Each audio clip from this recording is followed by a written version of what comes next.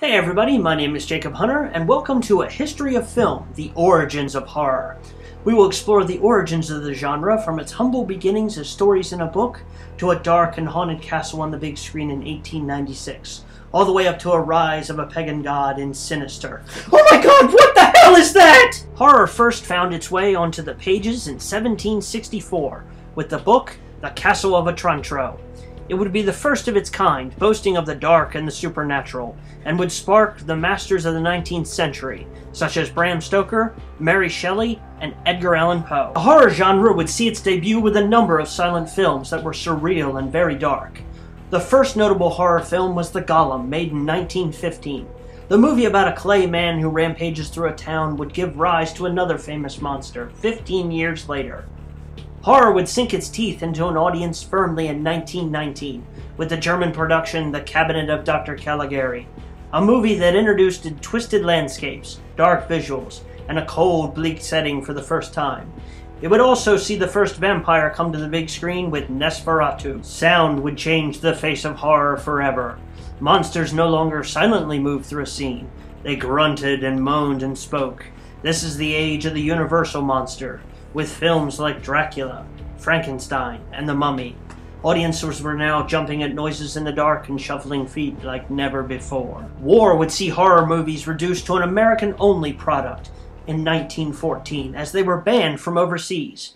Filmmakers stuck to the tried-and-true formula of the 30s with the introduction of the Wolfman and Cat People. This era would see an explosion of films as filmmakers tried to broach a new audience: teenagers.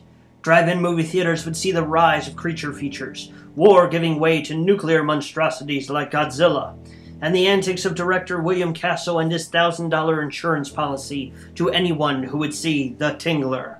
And finally, outer space would make you question your closest friend with Invasion of the Body Snatchers and The Blob.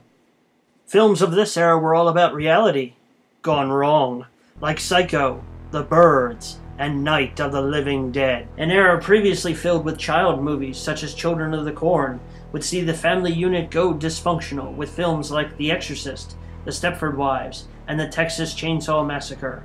It would also bring hell to earth as a new form of terror swept through us in The Omen.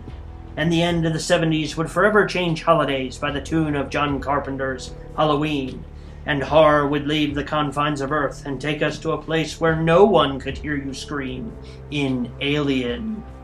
The closed corridor shots, steam-filled setting, and isolation in Alien would create the setting for another extraterrestrial in the Antarctic, known as The Thing. Backwoods southern shooting and hellgates using the earliest forms of claymation would be the background for Bruce Campbell and the Evil Dead. And two films at the end of the era would make sure all good American families lock their doors and think twice about picking up a hitcher. And you may never sleep again if you live on Elm Street. The Discman era would see terror in the form of serial killers. Movies such as Seven and Scream would provide us with twisting whodunit tales, and not till the very end would we know what we were up against. Along with the serial killer phase, the 21st century would bring us around to the fabled found footage generation. Films believed to have been found by filmmakers and shared with the world.